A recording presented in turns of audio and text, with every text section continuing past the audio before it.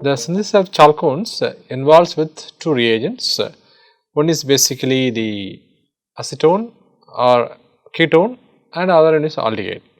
So, in this particular experiment we are choosing acetophenone, that is the acetophenone, that is one of the reactant CH3 and plus benzaldehyde,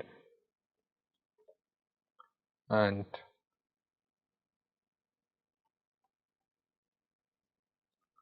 so they react in the presence of sodium hydroxide in the solvent ethanol.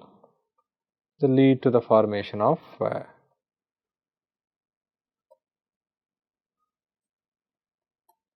alpha beta unsaturated compound with this one. So, this reaction is basically called Aldol condensation in chemistry, and this also lead to the carbon-carbon bond formation. So, you lead to the carbon-carbon bond formation and lead to the formation of the C double bond C double bonds. So, this is one of the reaction. Anybody is aware of these type of condensation happening in biology, and if you have any information regarding that biological reactions, you can come across. So, since it is an online, so I am giving an example of doing the similar type of reaction happening in the biology, that is the carbonyl condensation, formation of CC bond or C double bond C, that is happening with basically you have the acetoacetyl CoA. Okay. So, that is a Claisen condensation or Aldol reaction. So, Claisen condensation is another chemical reaction. Okay. This is the Claisen condensation, and also you have a Aldol reaction also is been called. So, the example of Claisen condensation in the biology is formation of acetyl CoA. Formation of acetyl CoA is the example of Claisen condensation. And what is acetyl CoA? Sorry, acetoacetyl CoA, not the this acetoacetyl CoA. Acetoacetyl CoA is the thing actually. So, what is Claisen condensation? That is, you can see that this acetyl CoA reacts to the another SOA,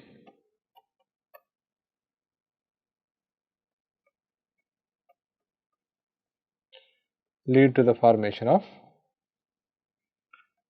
acetoacetyl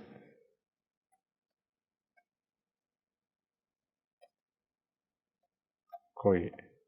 There is nothing but CH3 CO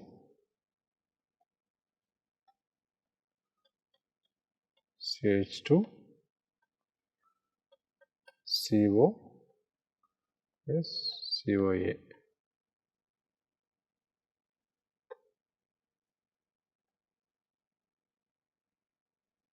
Two acetyl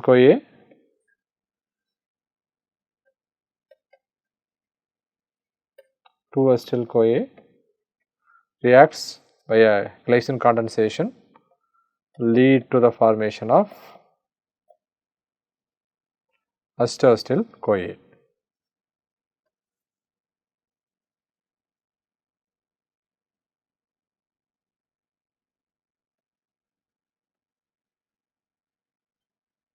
Claisen condensation.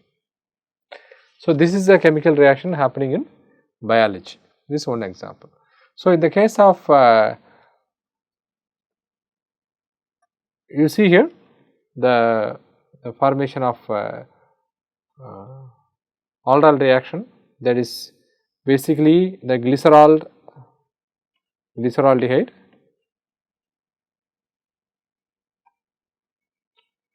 glyceraldehyde 3 phosphate. You people may not know the structure, but you need to understand the structure a little bit more clearly. So, you have glycerol phosphate,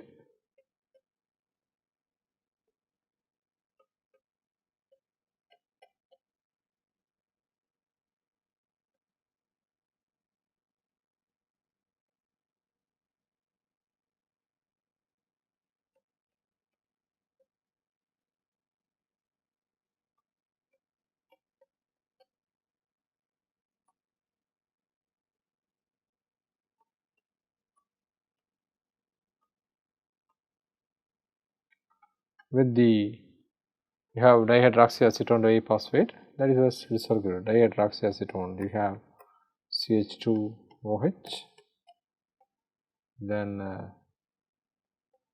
CO, CH2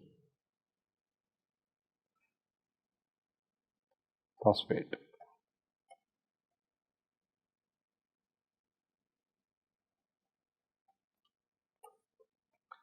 It is the aldol reaction.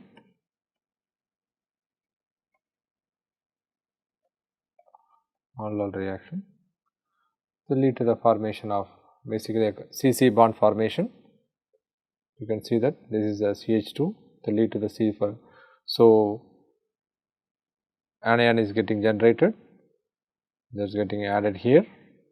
So, obviously lead to the COH, CHOH and CO, CH2, O, PO3 minus, similarly here CH,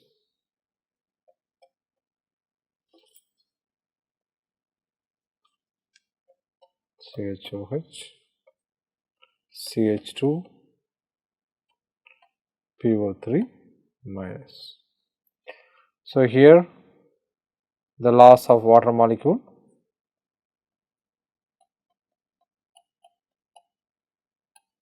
will lead to the formation of double bond and CO, CH2, O, PO3 minus, and the same structure here. This is the example of aldol reaction in the biology.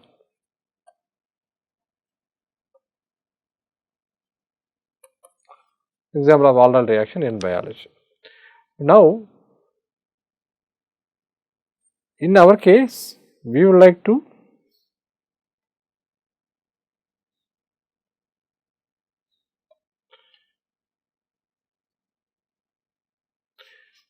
to synthesize a simple alpha beta unsaturated compound. So, why do we want to synthesize alpha beta unsaturated compound? If you look at the alpha beta unsaturated compounds, they are very reactive in nature. Can you think of any amino acid residue which is going to react to this type of compounds? Anything to do with the very good nucleophilic ability? If you look at the nucleophilic ability of many of the amino acids, you will find cysteine. Cysteine is one of the most nucleophilic residue, you will see it in the amino acid residues. So, cysteine is one of them. Then you may see that serine also may form, sometimes amines. So, if you take cysteine, addition of cysteine to the alpha beta unsaturated compound lead to the thioethers. So, you see that we have take this compound and you can add a simple thiol. You doesn't have to be a cysteine, I say a simple thiol. You find that beautifully it gets added to the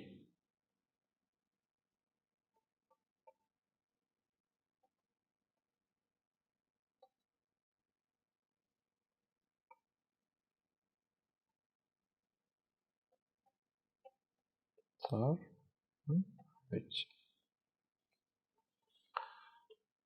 The beauty of this reaction is, this is an I would say an atom economy reaction. Atom economy reaction. Why it is an atom economy reaction? You take number of atoms present in the reactant 1 R1, you take the reactant number of atoms fraction R2, you look at the product, whatever atoms present in the atom reactant 1 and reactant 2, okay, they are all present in the product. So, in other words, there is no byproduct, there is no byproduct. So, these type of reactions are very well wanted in the field of bio-conjugation. Bio-conjugation. What is a bio-conjugation?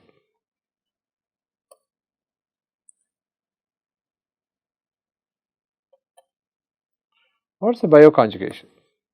Whatever we speak in these classes, it will be hold good for the next experiment also, that is for the triazole synthesis, that also will be good hold goods for the next experiment also. So, what is a bio-conjugation?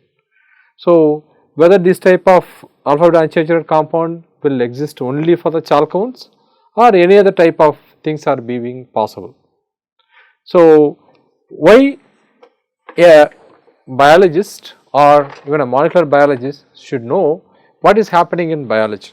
If you understand what is happening in the terms of what bond is made and what bond is broken, and you will be able to construct your strategy well better when compared with any other people. So, that is why we should have an idea about which bonds is being made and which bonds being broken, and knowing little chemistry will help you in what you call coming with a strategy to unravel the biological pathways actually. Okay. So, that is the object of this course, chemical biology laboratory. So, I talked about bioconjugation. So, what is a bioconjugation? Why do you want to do bioconjugation? So, I will give you one simple example of one more drug type of molecule. So, there is something called ADC. ADC. And you know what is ADC? AD is nothing but A stands for antibody, D stands for drug, stands for drug, and we have C stands for conjugate.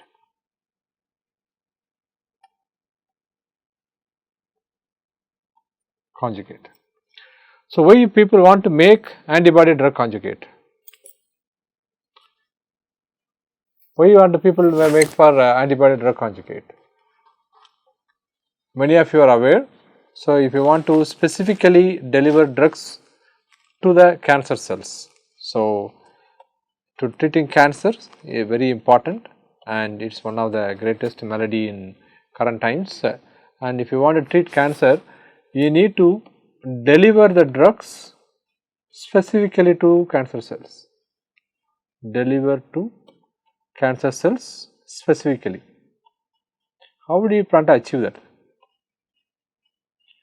How do you plan to, we can possibly to do that?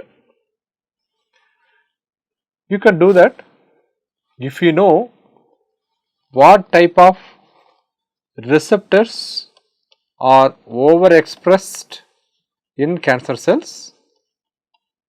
If you know what type of drugs are overexpressed in cancer cells, the overexpressed receptors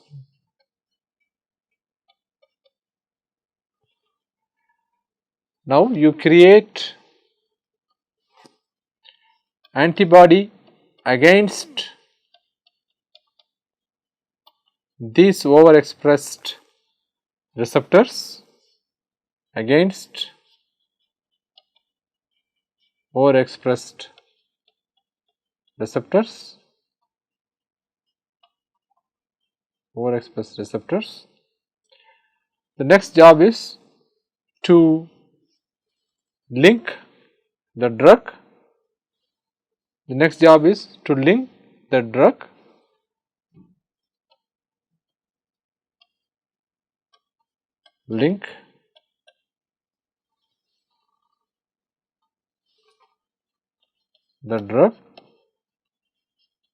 with the antibody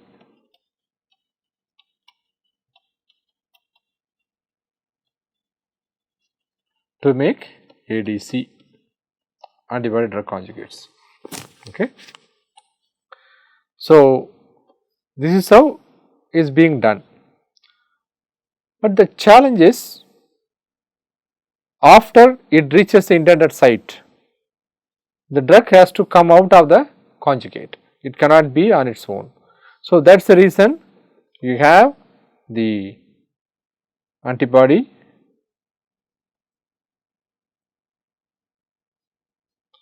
and you have the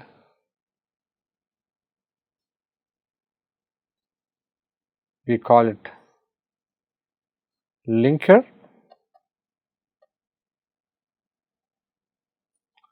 and the third part is the drug.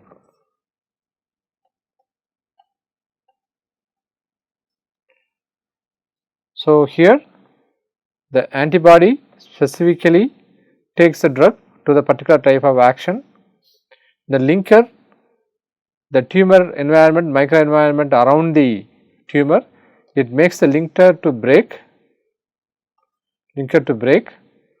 and release of the drug happens.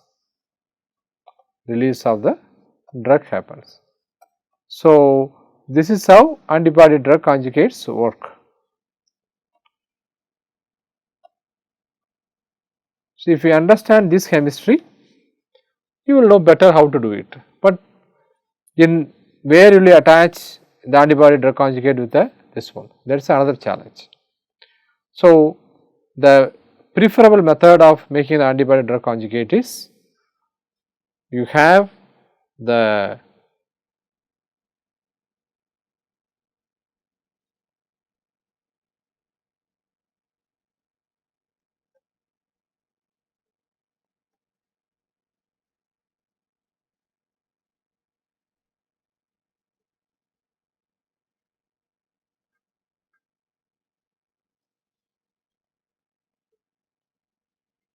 these are all disulfide bonds, the high variable region, and this is the FC region.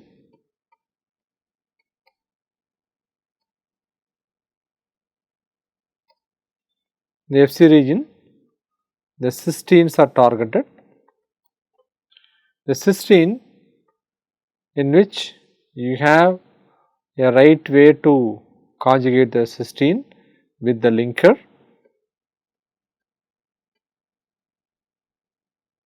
which is being attached to the drug. To understand this chemistry, so we have to make some of the compounds. If you look at how do you are achieve this type of thing, and there is one chemistry called melimide.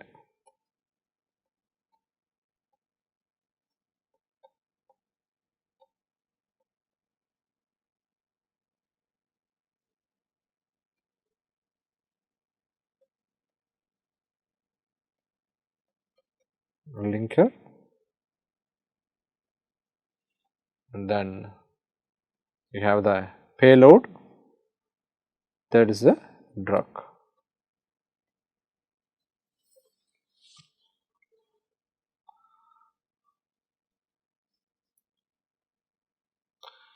So, if you look at the melimide, structure,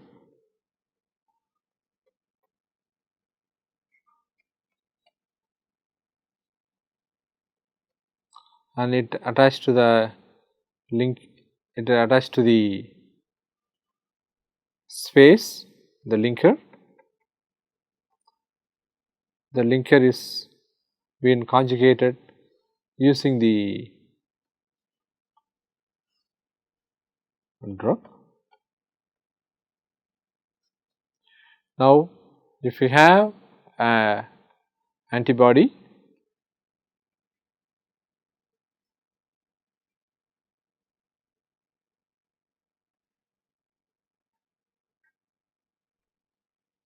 this thiol is present.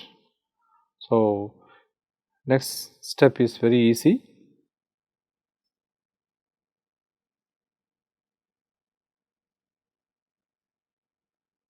These are all disulfide bonds. This is a S linked to the melimide in a atom economical fashion to form the thioether, and you will get the antibody drug conjugate. So, this how important is the alpha beta unsaturated compounds in the drug discovery or even the development of biologics. Okay. So, these ADCs, antibody drug conjugates, are already there are nearly a dozen molecule have been approved in the market for this one, and the growth of antibody drug conjugate is exponential, and in future the antibody drug conjugates will be used against other diseases like organ transplantation as well as the arthritis and etc. So, for this reason we would like to know how we can synthesize alpha beta unsaturated compound.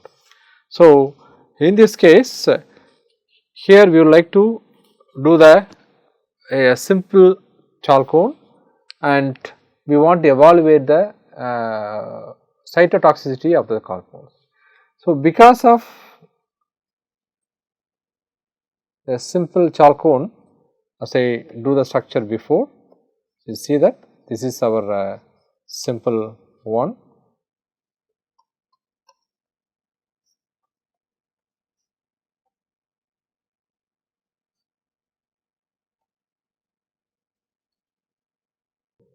These double bonds are reactive.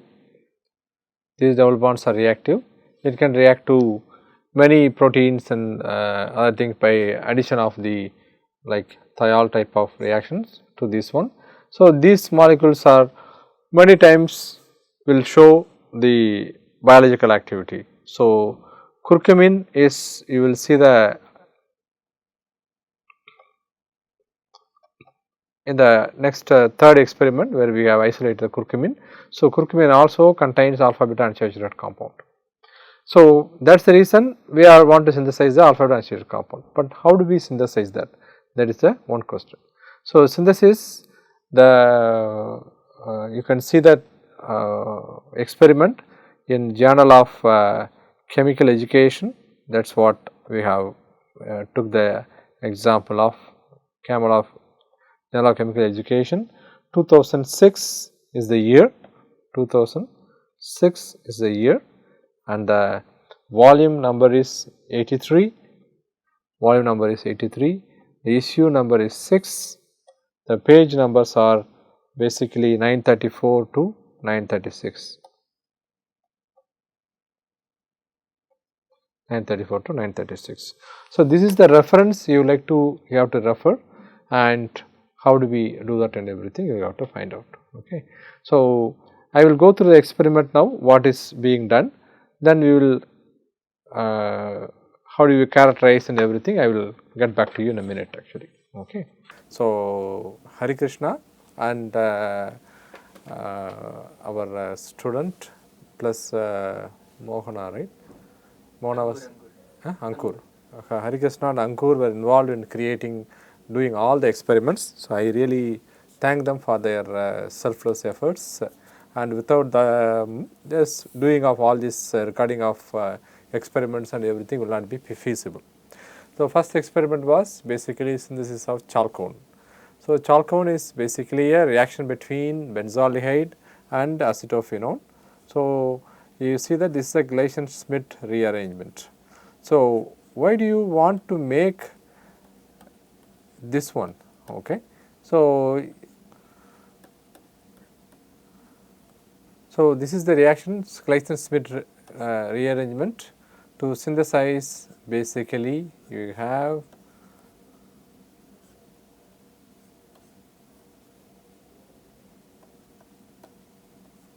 this product. Okay. Why do you want to do that? Why we chose the chalcones, okay, instead of all the compounds in this one. Okay. So, in organic chemistry or in medicinal chemistry, there has to be a logic involved in doing some of these experiments. So, the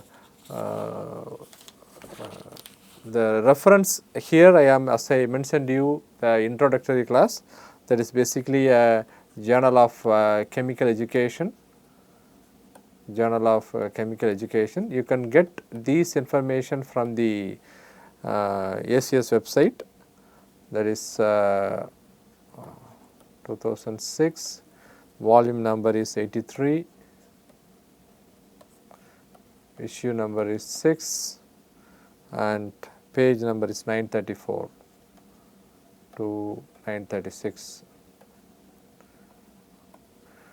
Please go through the entire reference, including the supporting information. Okay. Including the supporting information, that is important. Okay. That also you please look into that and read the supporting information completely. Okay. That also is required. So, these articles can be accessed from pubs.acs.org. Okay. So, this website you can access them completely actually. So, why do we have all these articles can be accessed from pubs.acs.org. Okay. That is basically American Chemical Society website. Okay. Why do we choose these chalcones?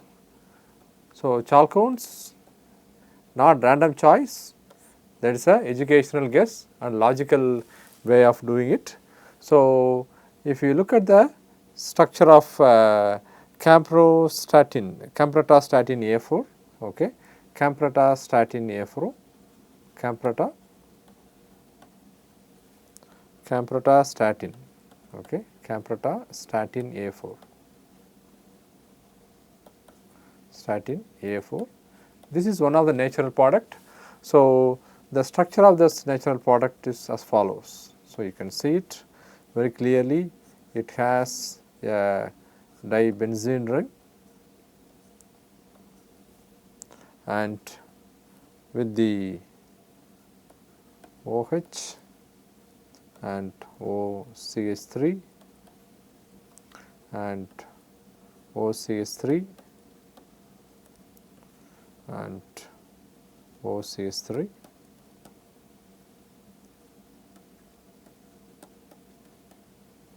OCH3. Okay. So, these molecules stop the mitosis in the metaphase and also occlude the capillaries to provide the blood to the, they block the blood to the tumors, so that it will be in the endothelius loose shape and everything. So, they have a very good advantages for the anti-cancer treatment. So, the problem is this has a very poor solubility. So, the compound, the cambratastatin, has a poor solubility in water. Okay. So, our job is to find out something similar which has the capability to have the similar interaction of cambratastatin, at the same time it should be soluble in water. So, for the same purpose we are trying to synthesize the chalcones as we talked about, and chalcones and the reaction between the benzaldehyde and acetophenone, and the purification of the same thing you are going to follow it up and doing it actually. Okay. And did you do details here now? Yes. Co-spot and everything? Yes, sir. Okay. I have to tell, that's the reason I'm asking. Okay. So, how, you sit here so that I can ask questions, so they can edit all the whatever we are talking. Okay. And how we plan to synthesize chalcone? So, chalcone is, as I told here, this is a structure. How we plan to synthesize that? Okay. So, you can see that you can do the retrosynthetic analysis or cleaving of the compound. Let us cleave it here.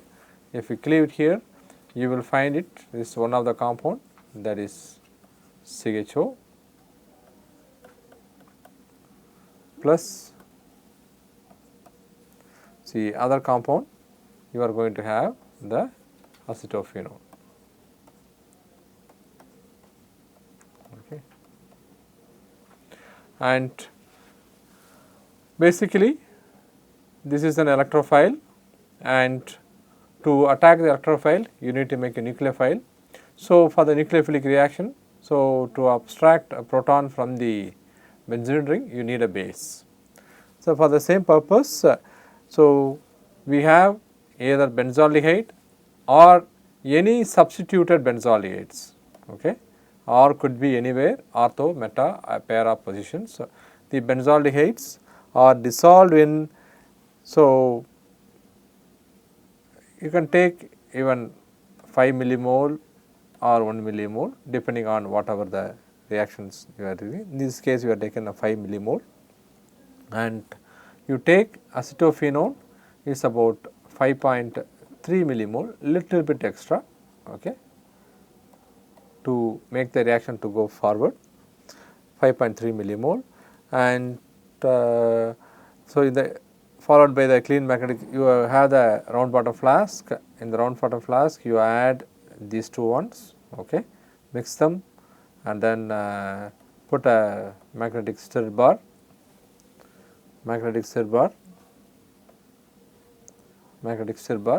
and you place 5 millimole of benzaldehyde and 5.3 millimole of acetophenone in the presence of ethanol, 95% of ethanol, and stir it, 90% ethanol, and stir the contents, and you slowly add 0.7 molar 0.7 ml, sorry,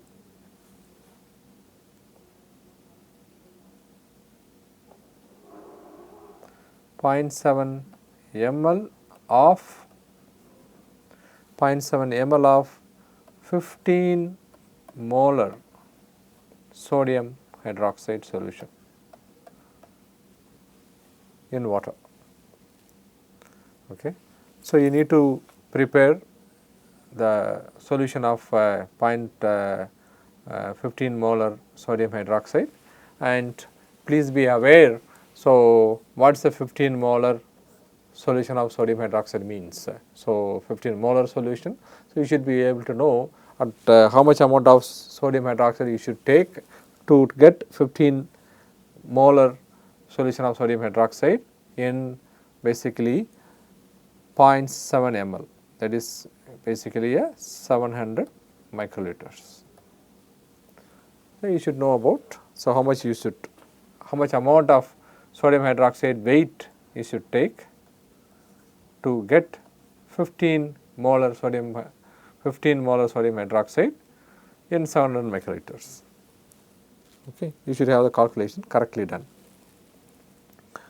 and you have to add the solution very slowly. Okay, so over a period of 10 minutes and until the reaction, the medium solidifies. Okay, so after that you have to add. So once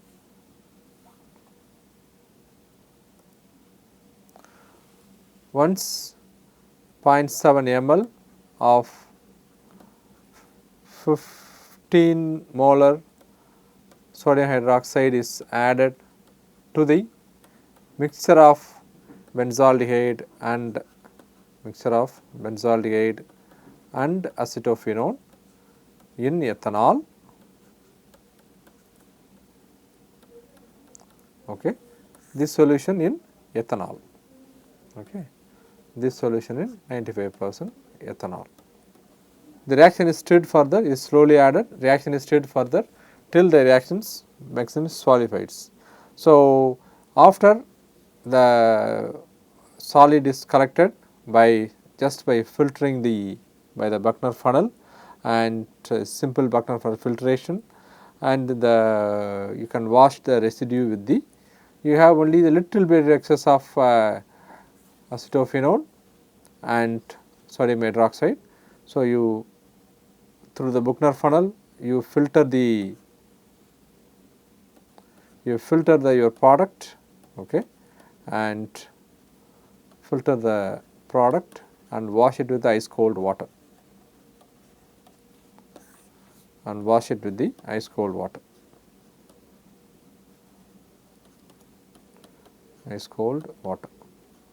That is to remove the little excess of sodium hydroxide as well as the acetophenone, to remove the ice cold water.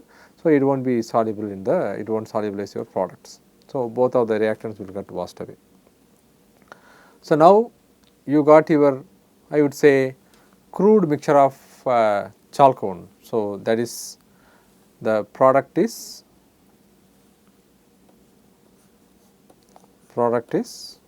basically this one, okay, and please remember.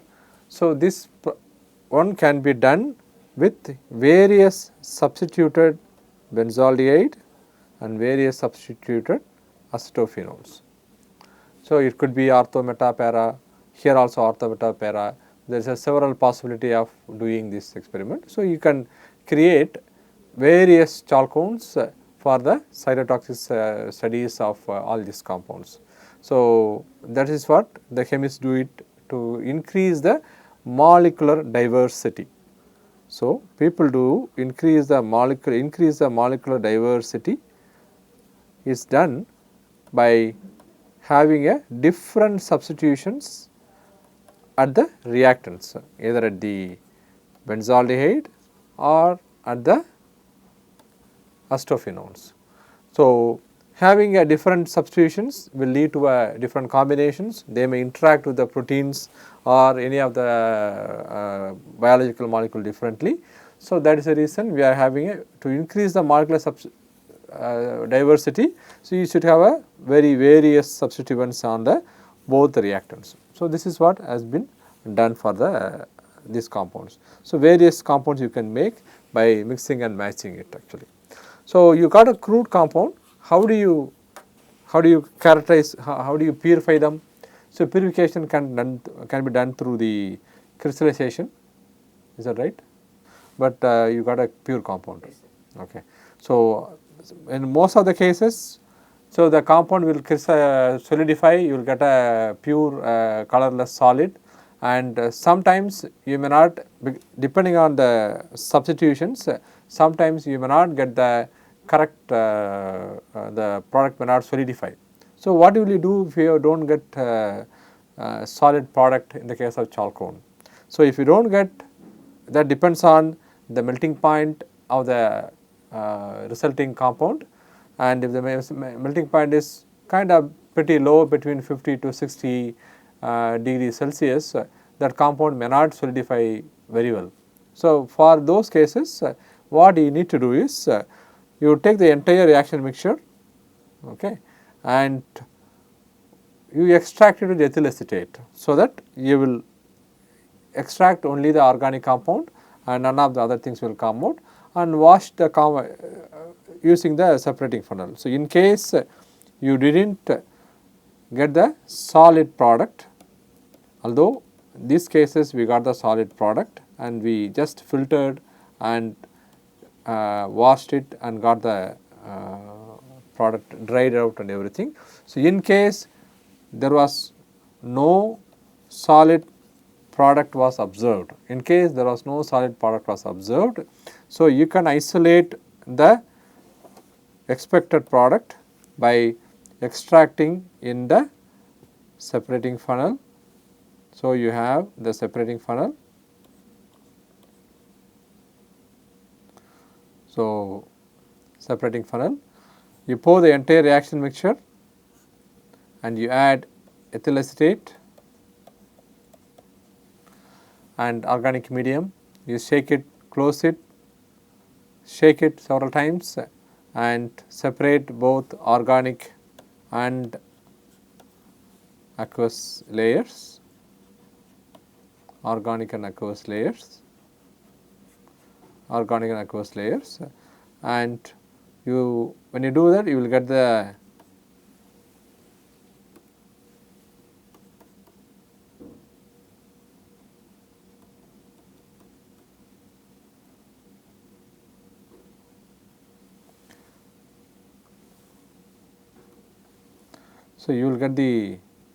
aqueous organic layer in the top, ethyl acetate, and this will be your aqueous layer.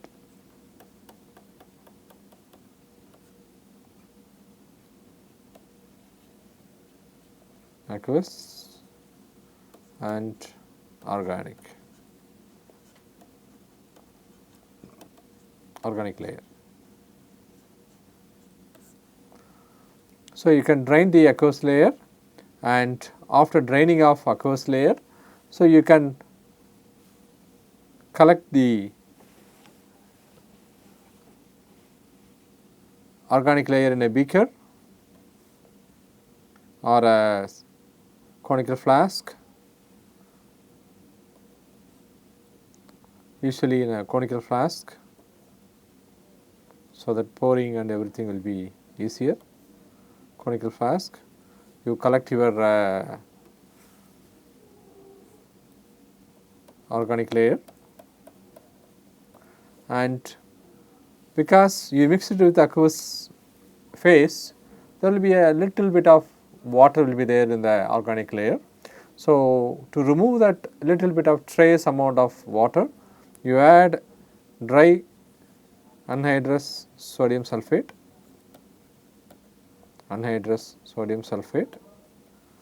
in this one. So, now you dry it. After drying it, you take a round bottom flask,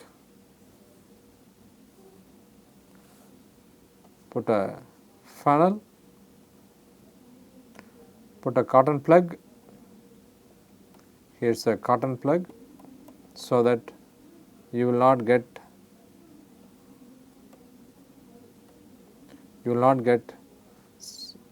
inorganic sodium sulphate into your compound, and just filter your aqueous phase, organic phase, filter your organic phase. So, after washing out 2-3 times, you collect the organic phase, then concentrate the organic phase to get your compound. So, this is in case you did not get solid product. So, you have to do this experiment to get the isolate the product. So, as I mentioned you the previous slide, and you need to go through the entire supplementary information on the particular reference. So, supplementary information gives various other details. So, please do that. So, now let us see how do you monitor the progress of the reaction. So, you are reacting benzaldehyde, with acetophenone. How do you know the reaction has gone to completion or not? Can we check by simple chromatography? There is one way of doing is the TLC, okay, that is the thin layer chromatography.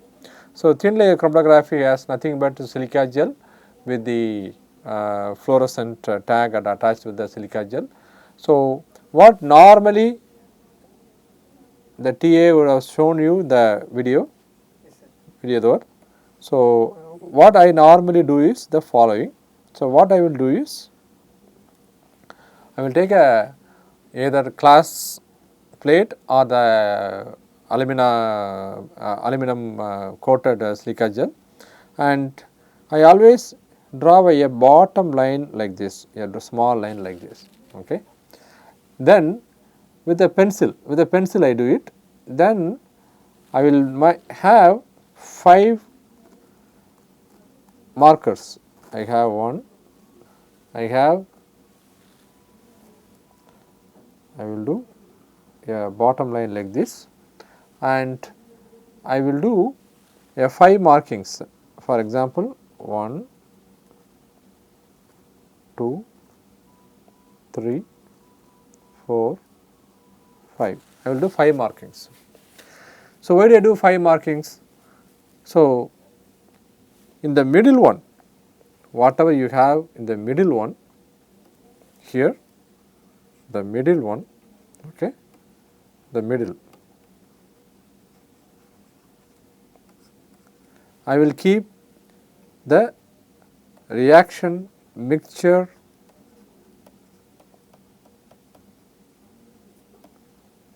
spot. I take a small capillary tube, take a reaction mixture and spot on the middle. Not only I spot it on the middle, I also, let us say 1, 2, 3, 4, 5. The reaction mixture I won't even spot on only on the middle, I also spot on second, third and fourth.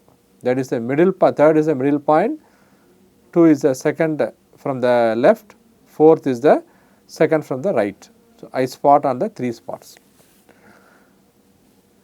Now, I take benzaldehyde, one of the reactant. So, this reactant 1, this is reactant 2.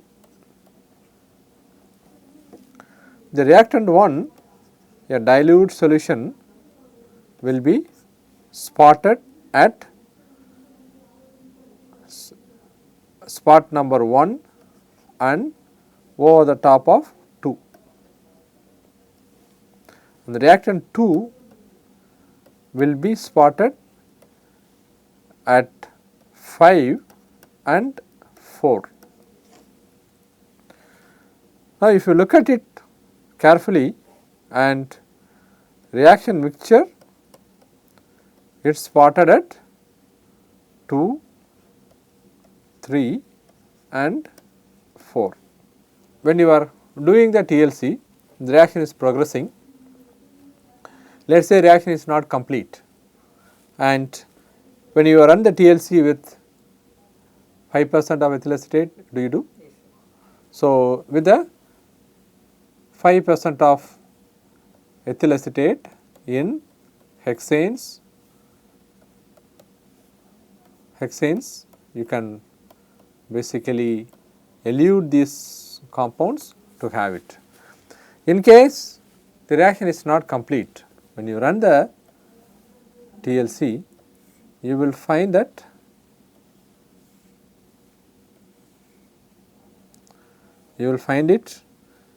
this is the middle. What is the RF value of this? It is higher or lower? Okay. So, you have a reaction mixture. Reaction mixture, it may come around, I am just guessing, okay. It may come around here about this. So, in the mixture of one of the reactant 2 with the acetophenone and this one, you will find a spot here, as well as if acetophenone comes around, let us say 0.5 value. So, acetophenone also will be found here actually. Okay. So, now you take benzaldehyde. So, benzaldehyde, let us say benzaldehyde may be little less polar than this one. If it is less polar, benzaldehyde may come at little higher than the product, and in the mixture here you will see both the product and the benzaldehyde. So, this is how the TLC will look like if the reaction is incomplete. When the reaction is complete, what you will see, because since you have taken little bit of acetophenone extra, you will see the complete disappearance of benzaldehyde, and of course, because of acetophenone is taken extra, you will see always little bit of acetophenone in the reaction mixture. So, sorry, I have to correct myself. When the reaction is incomplete, you will see in the reaction mixture, you will see this one and benzaldehyde is mixture of this one, and also the reaction also you will see the mixture of benzaldehyde. So, when it is incomplete, when it is complete, because since we have taken, so you can see here the spot 5,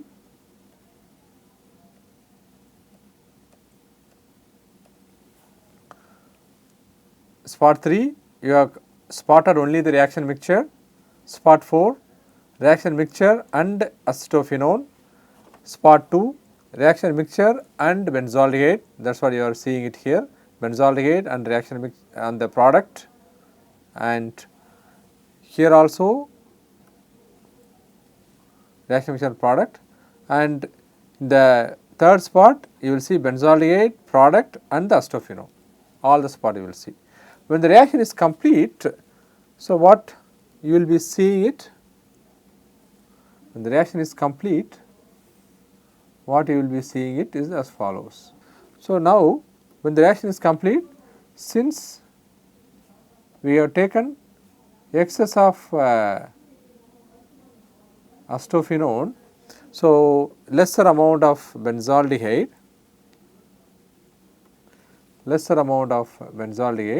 so you will see that in the third place you will see this one product and this one, and you will see little bit of acetophenone, and there will be no benzaldehyde will be present in the reaction mixture. So, there is no presence of benzaldehyde in the when the reaction is complete. So, this is how you have to monitor the reaction.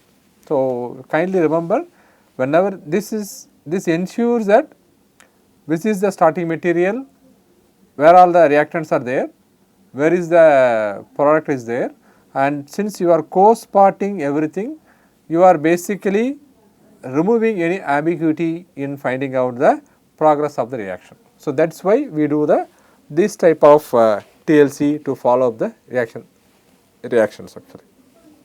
Okay. So, this is how you need to monitor the reaction. and it was done. Okay. So, it was done like this. So, it was also shown in the our videos.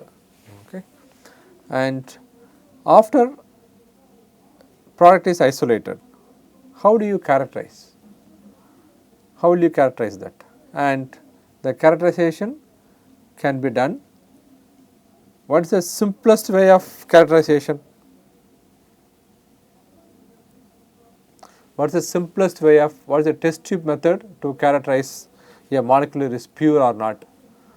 The test tube method of characterization of many small organic molecule is either through melting point or boiling point. If the compound is reported, when the compound structure is known, when the compound is reported and they have a reported melting point and boiling point, the isolated compound of yours has the identical melting point or boiling point, that shows your molecule whatever you got is pure. And if it is higher or lower than whatever the boiling point or melting point is observed, then you may have to purify the reaction either by recrystallization or by basically a distillation. So that you will get the pure compound, and this is the test tube method. The boiling point or melting point is the test tube method to find out the purity of the compound. So, in other way, what else you can do? You can take, I am just writing a simple chalcone in this case, which is reacted with the benzaldehyde and acetophenone.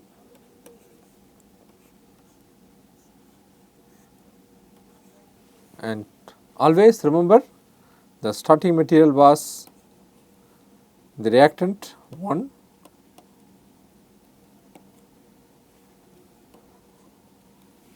the reactant 1 was benzaldehyde, that is the reactant 1, and the reactant 2 was acetophenone.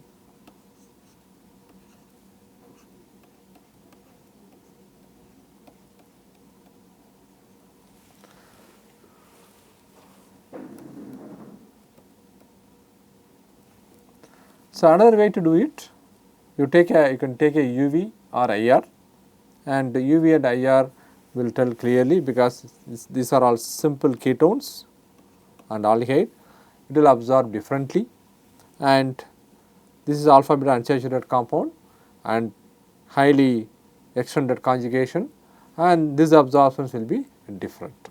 Okay. So, UV and IR also one of the IR spectroscopy will give a characterization of the molecules actually.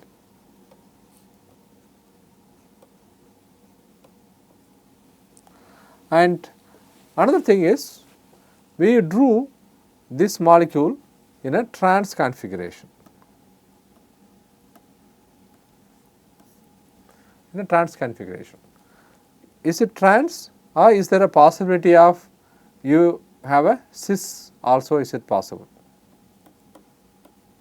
Why we are getting trans here? Is there any way you can get cis? Is there any way we can get cis? So, whatever molecule you got, either cis isomer or trans isomer, how can you differentiate? Is it possible to differentiate between cis and trans isomer, either by the melting point or boiling point or by any other method? So, these are all the questions for you to find out for your semester exams. So, I am giving you the questions to go through the lectures and find the answers, which is already present in the supporting information of the particular reference. You will find all the details required for the. So, how do you find out cis and trans, whether IR is helpful or UV is helpful or NMR is helpful. So, you will find all the relevant informations. Okay. So, you please go through the how do you find out cis and trans isomerization? And through the proton NMR spectroscopy, and we will discuss if any need is needed, we will get more information. Okay. And so, isolation can be done by the simple filtration, and you will get pure product just by filtration, and their characterization can be done by the if they are pure compound, melting point as well as the boiling point. To find out whether you got a cis or trans product, you need to do proton NMR spectroscopy. So, NMR spectroscopy will tell whether you got cis product or trans product. NMR spectroscopy will tell whether it is a cis product or trans product. And so, this will conclude the first experiment, and next experiment will be the synthesis of triazole using a click reaction.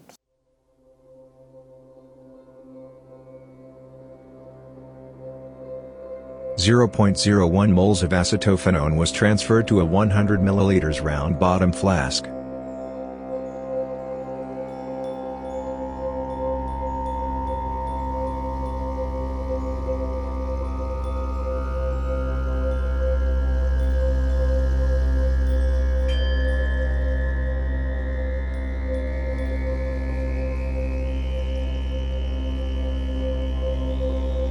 Ten milliliters of ethanol was added to the reaction mixture and start stirring.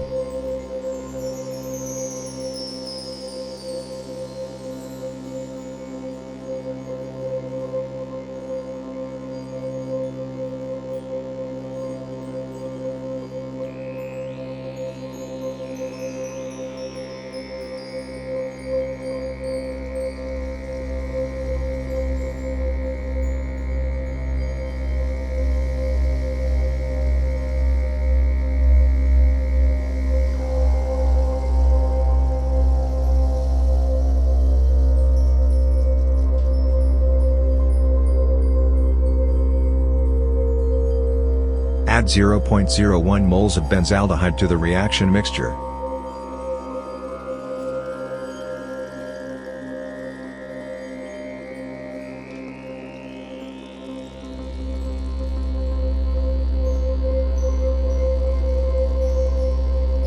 Prepare 1 gram sodium hydroxide in 10 milliliters distilled water and add it dropwise to the reaction mixture with stirring.